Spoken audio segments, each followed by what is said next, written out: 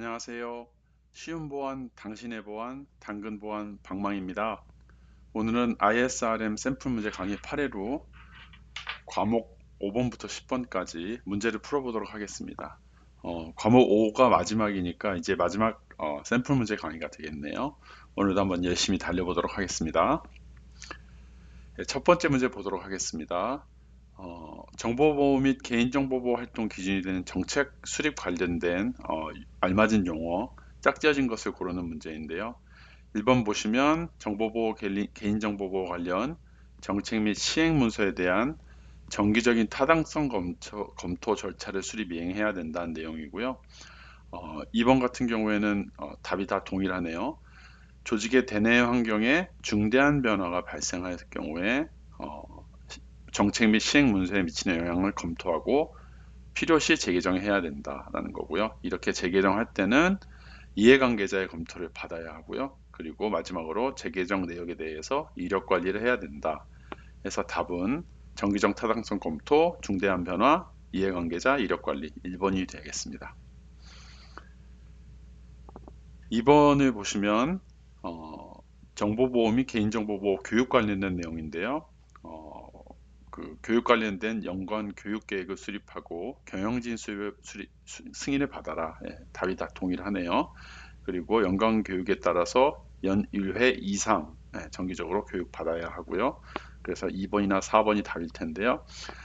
C도 동일합니다. 임직원 채용 및 외부 신규자 계약 시 업무 시작 전에 개인정보 교육을 시행해야 된다라고 되어 있고요. 마지막으로 이거는 이제 차등교육 관련된 내용인데 임직원에 대한 개인정보 그리고 정보보호 관련된 직무별 전문성 제고를 위한 별도의 교육 이렇게 직무별 전문성 제고로 보시면 될 것 같아요. 그래서 답은 2번이 되겠습니다. 네, 다음 문제 보도록 하겠습니다. 정보 처리 시스템이 퍼블릭 클라우드 환경에 구축이 되어 있는데 이에 대해서 이용자 관점에서 취약점 점검을 설명했다. 옳지 않은 것을 고르는 문제고요. 파스 형태로 제공받았다. 플랫폼 에서 서비스여서 파스 형태로 제공하는 경우에는 DBMS 또는 OS 이런 거에 대한 접속 자체가 관리 자체가 불가능하기 때문에 취약점 점검을 수행하지 않는 것이 옳고요. 보기 2번에 보시면 이용자 관점에서 네트워크 취약점을 확인하기 위해서 물리적인 네트워크 장비 또 네트워크 구성도 취약점 점검을 수행했다고 했는데 물리적인 네트워크 장비나 이런 부분은 이제 관리가 되지 않고 접속도 할 수 없는 부분이기 때문에 취약점 점검을 수행할 수 없고요. 그래서 옳지 않은 것으로 답이 2번이 되겠습니다. 그리고 3번 같은 경우에는 운영체제 취약점을 확인하기 위해서 서버 취약점 점검 스크립트 이용해서 운영체제 보안 설정의 적절성을 점검했다. 이것은 이제 OS 자체는 점검이 가능하기 때문에 옳은 것으로 보시면 되겠고요. 4번은 서비스 접근 통제 적절성 검토를 위해서 시큐리티 그룹 SG 설정 상태 SG라는 거는 파이어월처럼 IP나 포트로 접근 통제를 하는 거라 보시면 될 것 같고요. 그래서 4번은 옳습니다. 답은 2번으로 보시면 되겠습니다.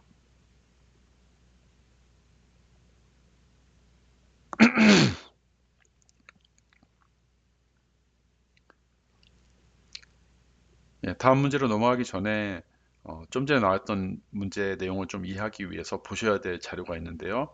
이거는 ISMSP 인증기준 안내서에 나와 있는 151페이지에 나와 있는 내용인데요. 이아스, 파스, 사스, 인프라스트럭처 에서 서비스나 플랫폼 에서 서비스, 소프트웨어 에서 서비스 관련된 부분이 나와 있는 거고요. 이아스 같은 경우에는 클라우드 서비스 제공자, 아마존이라든가 아니면 구글 또는 KT 같은 클라우드 서비스 제공자가 물리적 영역 및 물리적 영역의 시설 보안 및 접근 통제, 물리적인 부분 하고 있다는 거고 또 버추얼 머신의 호스트 OS, 버추얼 머신을 관리하는 호스트 OS를 자체를 이제 보안 책임을 지고 있다는 내용이고요. 그리고 하이퍼바이저 등 가상 머신을 구현하는 데 대한 보안 관리를 하고 있는 대신 서비스 사용자들은 그 이제 호스트 OS 위에 올라가 있는 가상으로 올라가 있는 게스트 OS나 그 이상의 영역들, 미드웨어 어플리케이션들 그리고 사용하는 데이터 보안, 관리자, 사용자 권한 관리 등을 한다고 보시면 되고요. 파스 같은 경우에는 이런 기본적인 플랫폼들을 제공하기 때문에 클라우드 서비스 이용자는 어플리케이션 보안 패치나 보안 설정, 그리고 안에서 사용되는 데이터 보안, 사용자 관리자 권한 관리 등을 하면 되고요. 사스 같은 경우에는 소프트웨어 자체를 제공하는 거기 때문에 애플리케이션 이상단의 내용들, 애플리케이션 관리자, 사용자 권한 관리 등만 하면 된다. 물론 예시로 되어 있지만 어, 관련된 시험 문제가 나올 때 이 부분을 좀 숙지하고 가시면 문제 푸신 데 도움이 되도록 하겠습니다. 네, 다음 문제 보도록 하겠습니다. 비슷한 네트워크 구성 및 접근 통제 현황이다. 해서 네트워크 구성도가 나와 있고요. 다음에 보시면 방화벽 정책이 나와 있습니다. 이런 내용을 가지고 보기에서 잘못된 것을 고른 거로 보시면 될 것 같아요. 그래서 이제 네트워크 구성도를 보시면 회사의 네트워크, 내부 네트워크가 있고요. 이제 바깥쪽이 있고요. 바깥쪽과 연결되는 부분이 있고요. 그래서 바깥쪽에서는 고객들이 서비스 네트워크에 있는 웹 서비스를 이용하기 위해서 접근하는 거라고 보시면 될 것 같고, 관리자나 개발자들은 SSL VPN을 통해서 안전한 접속 수단을 통해서 내부망으로 들어온다. 외부에서 이렇게 되어 있고요. 구성은 메인 라우터, 그리고 디도스, 방화벽과 VPN이 있고 IDS가 있네요. 인트루전 디텍션 시스템이죠. 그리고 웹 방화벽이 있고요. 그 안쪽에 보시면 DMZ 존, WAS 존, 그리고 DB 존 이렇게 구성이 되어 있는 부분이 서비스 네트워크고요. 이런 부분은 보안 관련된 기능을 수행하기 위해서 모니터링, 그리고 서버 접근 통제, DB 접근 통제가 되어 있다고 되어 있습니다. 그리고 이제 개발 네트워크, 개발 존이 있고 개발 존 안에 개발 웹 서버라든가 개발 와스 서버, 테스트 서버 등등, 배포 서버 등등이 있고, 개발 DB 존에는 개발 DB 서버들이 있네요. 그리고 회사 내부에는 운영자, 개발자 이렇게 존을 나눠서 게스트 무선 존까지, 내부 무선 존까지 따로 이제 구성한 걸 보실 수 있겠습니다. 예, 그리고 방화벽 정책이 쭉 있고요. 방화벽 정책에서 주로 보셔야 되는 거는 any, 그러니까 무엇이든지 오픈되어 있으면 아무래도 위험할 수 있기 때문에 이 부분을 주로 보셔야 될 것 같고요.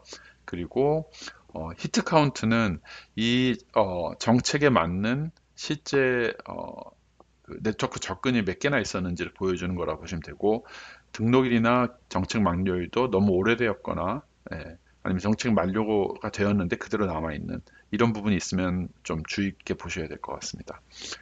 보기를 보도록 하겠습니다. 불법 접근, 침해 사고 방지를 위해서 침입 차단 시스템, 파이어월, 침입 탐지 시스템, IDS 설치하여 운영되고 있는 거 아까 확인하셨죠? 여기 파이어월이나 아니면 IDS가 있습니다. 그래서 이 설명은 옳은 설명으로 보시면 될 것 같고요. 2번, 운영자 개발자가 개인정보 처리 시스템에 접근하는 경우 접속 이력, 행위 이력을 기록할 수 있도록 구성되어 있다. 기록하고 있는지 이것만 보면 알 수 없지만 보통 접속 이력이나 행위 이력을 접근 통제 시스템에서, 서버 접근 통제 시스템, DB 접근 통제 시스템에서 관리를 하거든요. 그래서 관리할 수 있는 기본이 되어 있다. 이 정도로 보시면 될 것 같아서 얘는 옳은 내용으로 보시면 될 것 같습니다. 3번, 회사 사무실 또는 외부에서 개인정보 처리 시스템 접근 시 법률 요구사항. 법률 요구사항이 이제 어떤 부분이 있냐면, 그 안전한 접속 수단으로 접속해야 된다. 그리고 아무나 접속하지 못하도록 방화벽이나 IDS가 있어야 된다. 그리고 접근할 때 기록을 남겨야 된다. 그래서 이런 부분들이 기본적으로 되어 있다고 볼 수 있겠습니다. 이게 접근 통제도 있으니까요. 그래서 3번도 옳은 내용으로 보시면 되겠습니다. 4번 방화벽 정책 중 추가 검토가 필요한 정책은 3번, 7번이다 이렇게 되어 있는데 정답을 보시면 3번, 4번, 10번 이렇게 3번, 4번, 7번이 이제 봐야 된다. 접근 추가 검토가 필요하다고 되어 있고요. 사실은 문제에 좀 오타가 좀 되어 있습니다. 문제는 4번의 데스티네이션이 any로 되어 있지 않고 특정 IP 어드레스로 되어 있거든요. 근데 문제의 의도는 여기가 any로 되어 있는 거로 되어 있어서 얘가 오타로 보이고 저는 any로 바꿔놨습니다.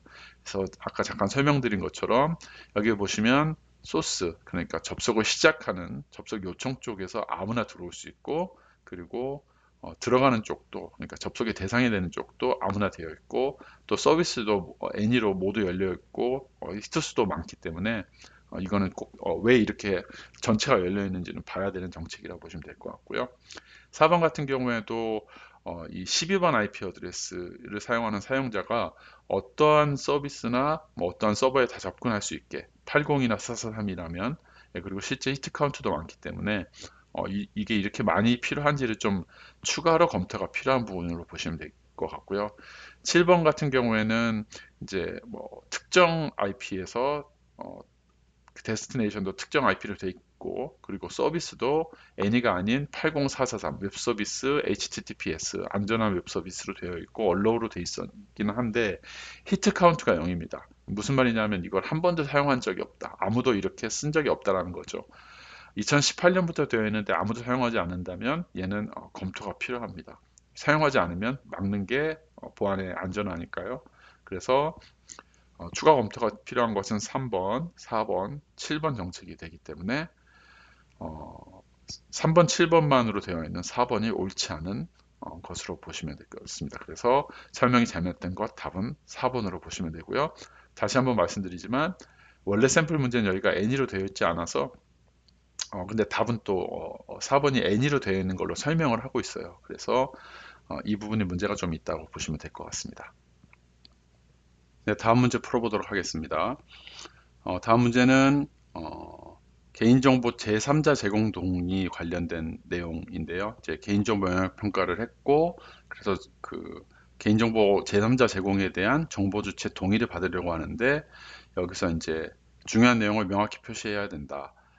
그래서 해당 내용들이 어떤 것이 맞는 것인지를 이제 보는 것으로 보시면 될 것 같고요. 그래서 1번 같은 경우에는 답이 다 동일합니다. 개인정보를 제공하는 자를 명확히 표시하고 동의를 받아야 되고요. 그리고 개인정보를 제공받는 자의 개인정보 이용 목적이 무엇인지 목적을 알려줘야 되고요. 그리고 제공하는 개인정보의 항목 알려줘야 됩니다. 그리고 4번 같은 경우에는 개인정보를 제공받는 자가 개인정보를 얼마나 보유하고 이용을 어느 기간 동안 하는지도 알려줘야 되기 때문에 개인정보 보유 및 이용 기간 고지하고 동의받아야 하고요. 그리고 마지막으로 어, 이 동의를 거부할 수 있는 권리가 있다는 것, 그리고 거부를 했을 때 어떤 문제가 생기는지 불이익이 있는 경우 그 불이익의 내용 이렇게 내용이 되도록 하겠습니다. 그래서 답을 보시면 제공받는 자, 개인정보의 이용 목적, 항목, 그리고 보유 및 이용 기간, 거부 해서 답이 1번이 되겠습니다. 네, 다음 문제 보도록 하겠습니다. 위험 관리에 대한 설명, 정의를 찾는 건데요. 따로 설명은 안 드리고 이전에 강의에서도 좀 설명드리고 했었기 때문에 답만 보도록 하겠습니다.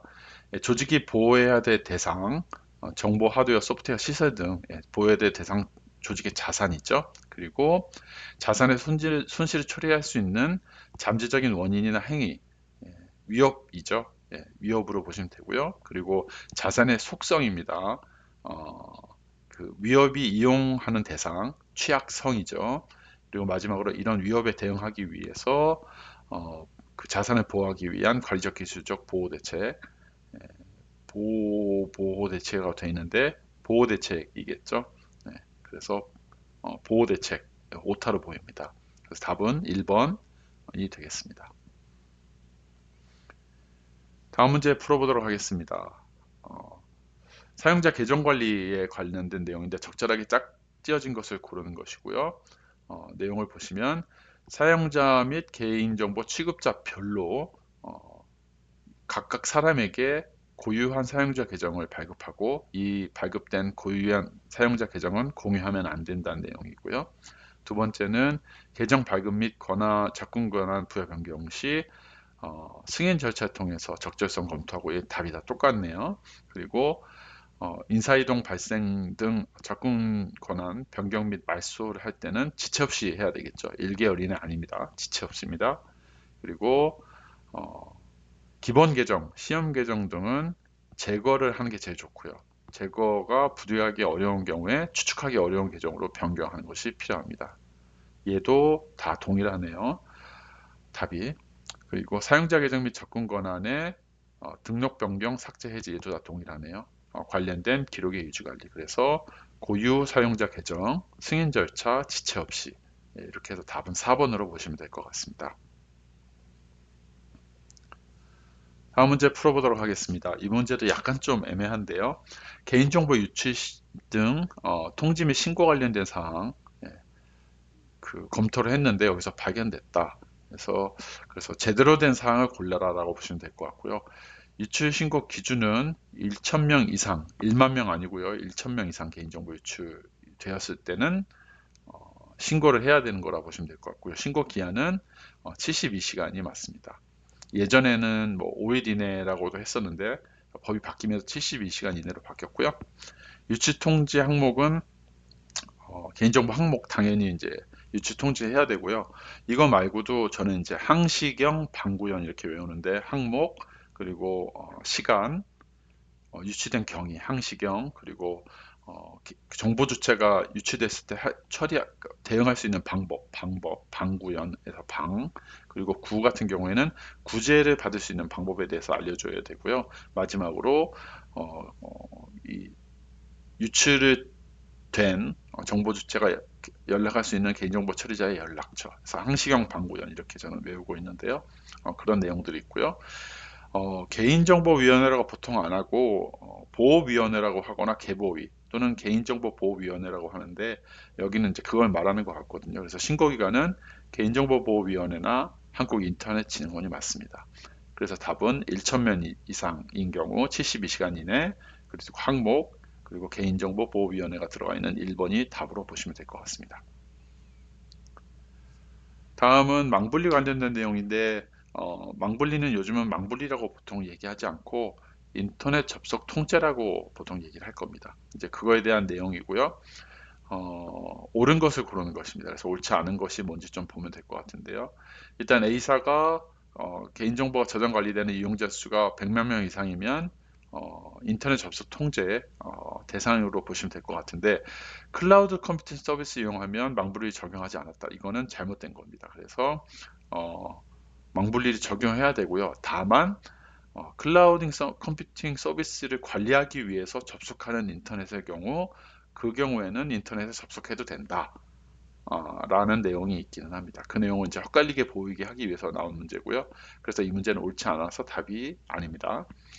2번 같은 경우에는 온라인 게임 서비스하는 B사인데요. 개인정보를 다운로드 파기 또는 접근 권한 설정할 수 있는 대상자로 망분리했다.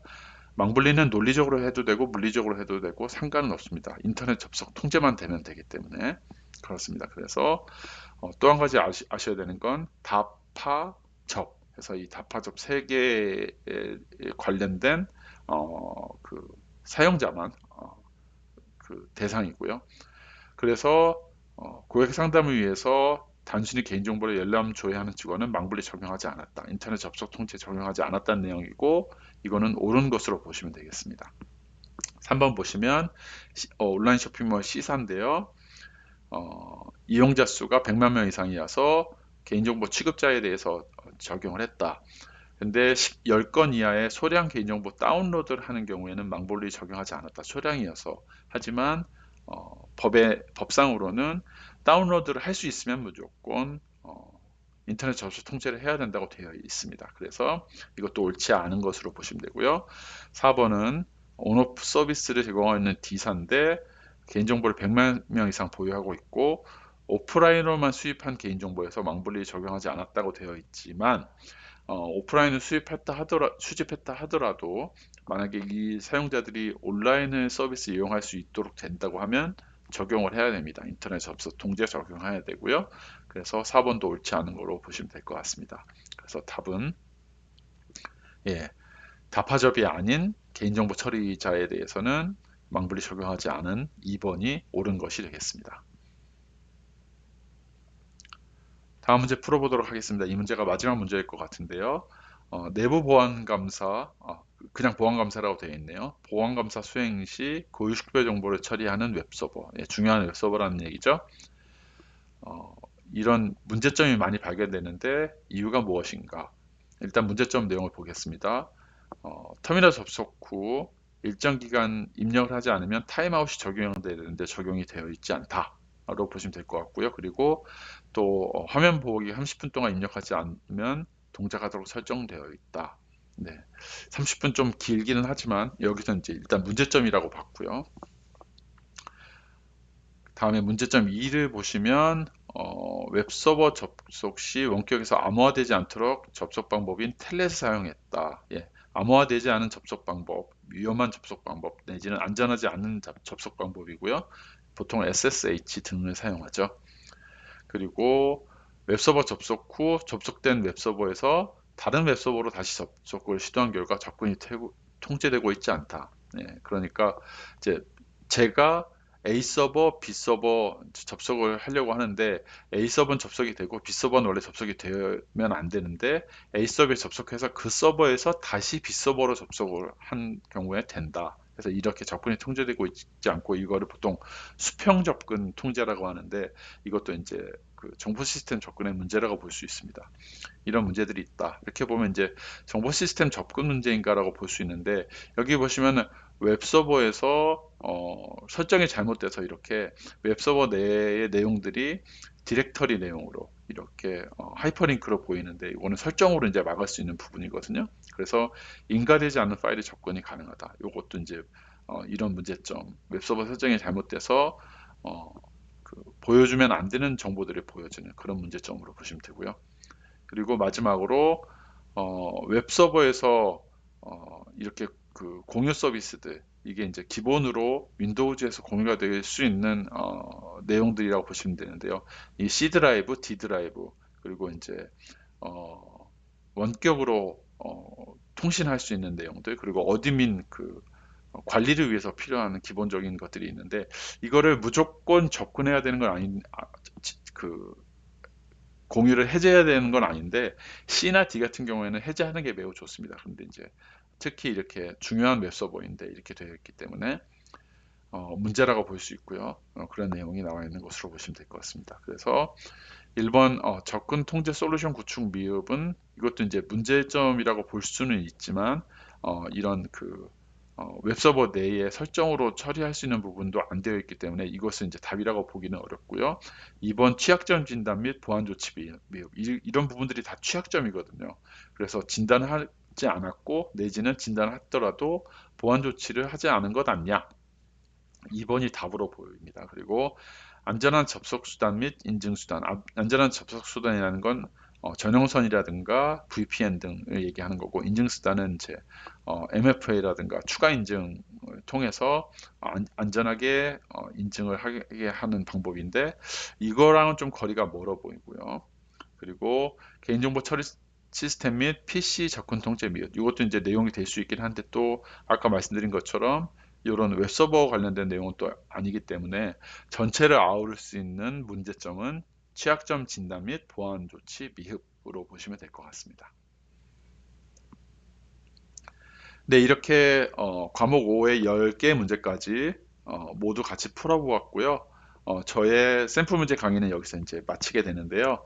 어, 이제 일의 시험이 얼마 남지 않은 시점이기 때문에 ISRM 시험 보기 전에 탑10 토픽을 제가 시험에 나올 것 같은 제 주관적인 판단이지만 그래서 그 내용을 좀 정리해서 추가 강의를 만들어서 여러분께 공유 드려서 시험 보기 한 3, 4일 전부터는 보실 수 있도록 좀 준비를 해보고자 합니다. 그래서 다음에 준비할 강의는 TTT 탑10 토픽 이것만은 꼭 알고 시험 보자 이 내용을 준비해 보도록 하겠습니다. 예, 오늘도 강의 들어주시느라 수고 많이 하셨고요. 제 강의가 조금 도움이 되셨다면 구독과 좋아요 부탁드립니다. 구독과 좋아요 해주시면 힘이 많이 됩니다. 부탁드립니다. 그럼 오늘도 수고 많으셨습니다. 감사합니다.